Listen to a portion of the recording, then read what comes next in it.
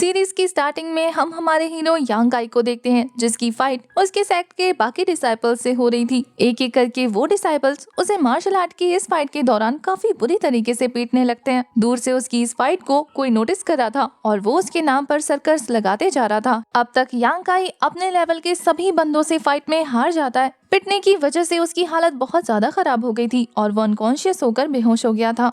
उसके एल्डर भी उसकी ये हालत देखने के बाद बहुत ज्यादा डिसअपॉइंटेड हो जाते हैं। सभी फाइट में उसकी वीक परफॉर्मेंस को देखने के बाद लिंगजियाओ पवेलियन के एल्डर उसे अपने पीक में बुलाते हैं, जहां जाने पर वो उसके मेरिडियंस और बोन्स को चेक करके काफी गुस्से में बता रहे थे कि तुम्हारी बोन्स बचपन से ही बहुत ज्यादा वीक है और वो मार्शल आर्ट प्रैक्टिस करने के लिए बिल्कुल भी सूटेबल नहीं। तो बेहतर होगा कि तुम जितनी जल्दी हो सके उतनी जल्दी माउंटेन से नीचे चले जाओ। एल्डर की बातें सुनने के बाद यांग काई बहुत ज्यादा घबरा जाता है। वो मास्टर से रिक्वेस्ट कर रहा था कि प्लीज मास्टर, मुझे प्रैक्टिस करनी है, आप मुझे सेट से ना निकालें, मैं दिल से मार्शल आर्ट की स्किल्स को सीखना चाहता हूँ। ये सुनकर एल्डर यांग काई को बताते हैं कि सेक्ट रूल के हिसाब से अगर तुम यहाँ से नहीं जाना चाहते तो फिर तुम्हें सेक्ट में रहने के लिए यहाँ के छोटे मोटे काम करने होंगे। तुम्हें हर दिन यहाँ रहने और प्रैक्टिस करने के लिए स्लेव की तरह काम करना होगा। क्या तुम इसके लिए तैयार हो? यांग काई को बस मार्शल आर्ट और कल्टीवेशन सीखनी थी, इसलिए वो खुशी खुशी रेडी हो जाता है।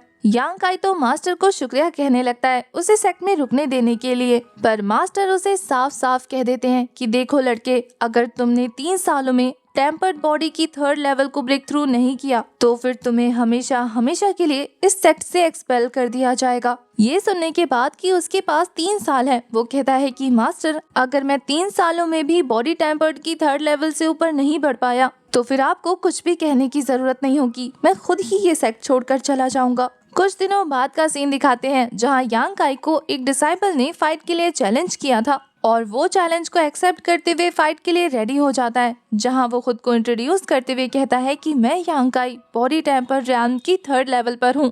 उसका सामने वाला ओपोनेंट बहुत ज्यादा एरोगेंट लग रहा था। वो खुद को इंट्रोड्यूस करते हुए बताता है, मेरा नाम ज़ोउ दिंगजुन है और मैं बॉडी टेम्पर्ड की 5th लेवल पर हूँ। उन दोनों के लेवल्स को सुनने के बाद वहाँ मौजूद डिसाइपल्स में से एक लड़की कहती है कि ये तो कितना ज्यादा अनफेयर है ना, एक 5th लेवल का बंदा एक 3rd लेवल के बंदे के साथ फाइट कर रहा है। इस फाइट में तो साफ साफ पता लग रहा है कि किसकी जीत होने वाली है। यहाँ हमें पता लगता है कि बच्चे यांग काई को कितना ज्यादा नीचा समझते हैं, क्योंकि उनमें से एक लड़का कह रहा था कि तुम्हें नहीं पता कि यांग काई और ज़ोउ दिंगजुन क्लासमेट हैं, इसलिए वो एक दूसरे को चैलेंज कर सकते हैं। इसके अलावा तुम्हें नहीं पता कि यांग काई के अलावा हमारे पूरे सेक्ट में कोई भी 3rd लेवल पर नहीं है, इसलिए हर कोई उसे ही फाइट के लिए चैलेंज करेगा, क्योंकि उसे हराकर पॉइंट्स हासिल करना बहुत आसान है। इनफैक्ट मैं तो खुद भी कुछ दिनों में उसे चैलेंज करके अपने पॉइंट्स बढ़वाऊंगा। उसकी बातें सुनने के बाद वहाँ पर एक और दूसरा डिसाइपल आकर कहता है कि आखिर तुम्हारी हिम्मत कैसे हुई मुझसे मेरे पॉइंट्स चुराने की? सेक्ट रूल के हिसाब से आप हर 5 दिन में किसी न किसी डिसाइपल को फाइट के लिए चैलेंज कर सकते हैं,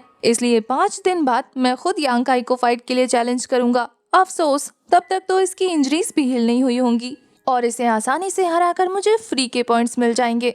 अब थोड़ी ही देर में उन दोनों की फाइट शुरू होने वाली थी, जहां हमारा हीरो यांग काई एक जबरदस्त जंप लगाते हुए एक पावरफुल फीस्ट उस बंदे को दे मारता है, लेकिन 5th लेवल पर होने की वजह से उसकी बॉडी बिल्कुल पत्थर जैसी हार्ड थी। जैसे ही दोनों के पंचेस आपस में टकराते हैं, वीक बोन होने की वजह से यांग काई को काफी ज्यादा दर्द हो रहा था। वो तो अपने मन में सोचने लगता है कि सच में इस बंदे की बॉडी तो बिल्कुल पत्थर जैसी हार्ड है, पर वो फिर भी हार नहीं मानता, उठ के फिर से फाइट करने लगता है। ये देखने के बाद उसका सामने वाला ओपोनेंट कह रहा था, इस लड़के को 3 साल का वक्त दिया था एल्डर ने, हमें तो लगा था कि ये पहले ही साल में हमसे पिट पिटा के यहाँ से भाग जाएगा, लेकिन इसने 3 सालों में खुद को इतना ज्यादा पुश किया है, हमेशा प्रैक्टिस करता रहता था। सेट में ऐसा कोई बंदा नहीं है जिसने इसकी पिटाई ना की हो, लेकिन फिर भी ये हर बार किसी न किसी के चैलेंज को एक्सेप्ट करके अपनी कुटाई लगवाता रहता है, लेकिन आज मैं इसका ये रिकॉर्ड तोड़ दूंगा।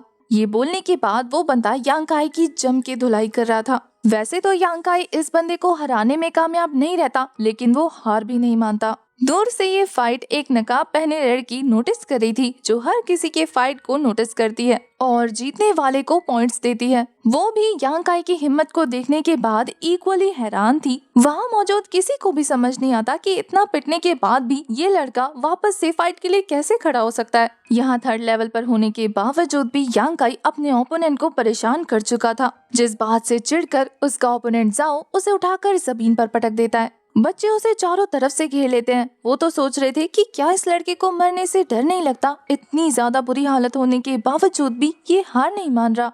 उसकी इतनी बुरी हालत देखने के बाद भी किसी को उस पर तरस नहीं आता, बल्कि वो सभी बेट लगाने लगते हैं कि चलो देखते हैं कि ये कितने राउंड तक टिकता है। वो सभी तो वहाँ पर बोर्ड लेकर बैठ जाते हैं कि जल्दी बताओ कि ये कितने राउंड तक और टिकेगा। वैसे ये सस्पेंस तो बिल्कुल नहीं है कि कौन जीतेगा। जीतने वाला तो कंफर्म हमारा ज़ोउ है, लेकिन हम बैट सिर्फ उसके राउंड्स पर लगाएंगे, समझ आई। ये बोलने के बाद वो वहीं यांग काई के नाम पर बैट्स खेलना शुरू कर देते हैं। इतनी बुरी तरीके से पिटाई खाने के बावजूद भी यांग काई फिर से उठ के फाइट के लिए रेडी हो जाता है और वो उसी एनर्जी और जोश के साथ फाइट कर रहा था। ये देखने के बाद उसका ओपोनेंट कहने लगता है कि तेरे अंदर अभी भी हिम्मत है कि तू मुझसे लड़े। स्टार्टिंग में तो यांग काई उसके सभी अटैक्स को डॉज कर रहा था, लेकिन ये बंदा अपनी पूरी जान लगाकर एक और जबरदस्त पंच दे मारता है, जिससे हिट होने के बाद तो यांग काई के मुंह से ब्लड भी आने लगा था। उसकी ये हालत देखने के बाद तो उस लड़की को भी बहुत ज्यादा झटका लगता है कि ये लड़का अभी भी हार मानने को तैयार नहीं है। वहीं यांग काई तो खुद को ये कहते हुए मोटिवेट कर रहा था कि तुमने साफ साफ देखा ना कि उसका पंच आ रहा था,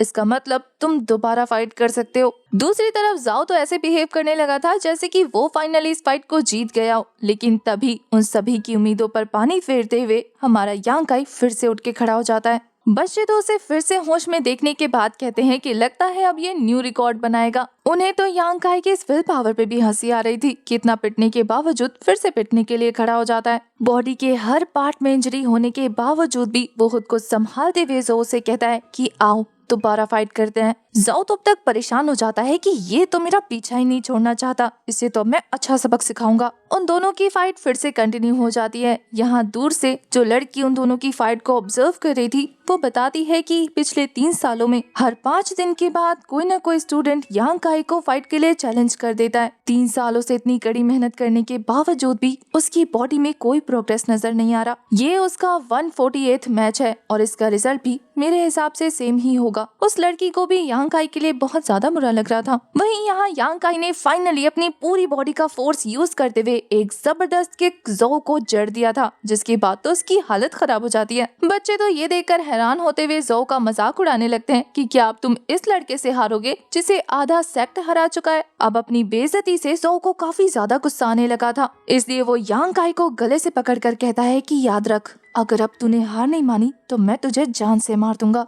ये बोलने के बाद वो उसे उठाकर काफी बुरी तरीके से पटक देता है, पर यांग काई ने अब भी हार नहीं मानी थी। वो फिर से खड़ा हो गया था और ये देखकर वो लड़की जो स्टार्टिंग में उसके बारे में बात कर रही थी वो कहती है कि यांग काई हार मान लो, इतना ज्यादा हार्ड वर्क करने की कोई जरूरत नहीं है, तुम इस फाइट को नहीं जीत पाओगे। वही ज़ोउ यांग काई को देखकर कहता है कि लगता है ये ऐसे नहीं मानने वाला। वो तेजी से पंच मारने के लिए आगे बढ़ने लगता है। वहीं यांग काई ने भी अपने शरीर की सारी ताकत को इकट्ठा करते हुए एक जबरदस्त पंच क्रिएट कर लिया था। ऐसा लग रहा था जैसे कि वो ये पंच मारकर इस फाइट को जीत जाएगा, लेकिन होता बिल्कुल इसका उल्टा है। वो ज़ोउ के हाथों से इतनी जबरदस्त किक खाता है कि पत्थर से टकराने की वजह से फाइनली वो बेहोश हो गया था। बच्चे तो उसकी ये हालत देखकर भी उस पर तरस नहीं खाते, बल्कि कहते हैं कि ये कमीना, जब तुझे हारना ही था तो तू पहले नहीं हार सकता था, इसने मेरे सारे पैसे डुबो दिए। ये बोलने के बाद वो सभी अपना अपना गुस्सा उतारने लगते हैं। उनमें से एक बंदा तो उसे किक करने के लिए आगे बढ़ने लगता है कि तभी वो लड़की पत्थर मारकर उसे गिरा देती है। उसे तो समझ नहीं आता कि वो तो इसे पीटने आ रहा था ना, फिर इसके सामने नील डाउन क्यों कर रहा है। अब तक उस दूसरे वाले डिसाइपल को पता लग जाता है कि लगता है उन्हें दूर से मॉनिटर किया जा रहा है और ये काम उन्हीं का है। वो अपने लोगों से कहते हैं कि जल्दी यहाँ से निकलो, अगर उन्होंने देख लिया कि हम लोग यहाँ पर ये सब कर रहे हैं तो हमारे पॉइंट्स कट जाएंगे। वो सभी वहाँ से जाते हुए यही कह रहे थे कि क्या वो इसकी हेल्प करना चाहते हैं। उन सभी के वहाँ से जाने के बाद ये लड़की यांग काई को संभालते हुए एक पेड़ से सटा देती है। देखकर ऐसा लग रहा था कि जैसे इसे यांग काई की बहुत ज्यादा परवाह हो। वो उसे संभालते हुए कहती है कि पागल लड़के, तुम्हें हर बार चैलेंज को एक्सेप्ट नहीं करना चाहिए, वरना इस तरीके से तो किसी दिन ये लोग तुम्हें मार डालेंगे। वो तो उसके हाथ में एक मेडिसिन रखते हुए कह रही थी कि मुझे तो समझ नहीं आता कि हर बार एक पावरफुल ओपोनेंट के फाइट को एक्सेप्ट करने का मतलब क्या है। ये लड़का हर बार अपनी लाइफ को रिस्क में डाल देता है और कोई प्रोग्रेस नहीं कर पाता। वो उसकी तरफ देखते हुए पूछती है कि क्या तुम्हें कंपटीशन में मारे जाने का डर नहीं है। सभी के वहाँ से चले जाने के बाद यांग काई को होश आता है। बहुत बुरी तरीके से इंजर्ड होने की वजह से वो सुबह से शाम तक वहीं पड़ा हुआ था। होश में आने के बाद उसे अपनी हालत देखकर काफी ज्यादा गुस्सा आ रहा था कि वो फिर से हार गया। अपने हाथ में उसे उस लड़की की दी हुई मेडिसिन बॉटल नजर आती है, जिसे देखकर वो सरप्राइज नहीं होता। वो कहता है कि मैं नहीं जानता कि तुम कौन हो। मेरी इंजरीज को हील करने के बाद तुम हमेशा इस तरीके से मुझे मेडिसिन पकड़ा कर चली जाती हो। मुझे ये और भी ज्यादा बुरा लगता है कि तुम मुझे देख रही होती हो और मैं हर बार हार जाता हूँ। मैं एक बार फाइट को जीतना चाहता हूँ ताकि तुम्हें दिखा सकूं। मैं जानता हूँ कि तुम जरूर खुश होगी। वापस जाते हुए वो लकड़ियों की पोटली उठा लेता है, लेकिन उसे डर था कि 3 साल खत्म होने वाले हैं और उसने अभी तक ब्रेक थ्रू नहीं किया। ऐसा ना हो कि उसे सेक्ट से निकाल दिया जाए और वो उस पर्सन को दोबारा कभी ना देख पाए। ये सोचते हुए वो सीधा अपने घर के लिए रवाना हो जाता है, जहाँ उसे सेक्ट से बाहर एक टूटी फूटी झोपड़ी दी हुई थी रहने के लिए। वहां जाने के बाद सबसे पहले वो उस मेडिसिन को बोतल में मिलाता है, जिससे वो अपने घाव साफ करने लगा था।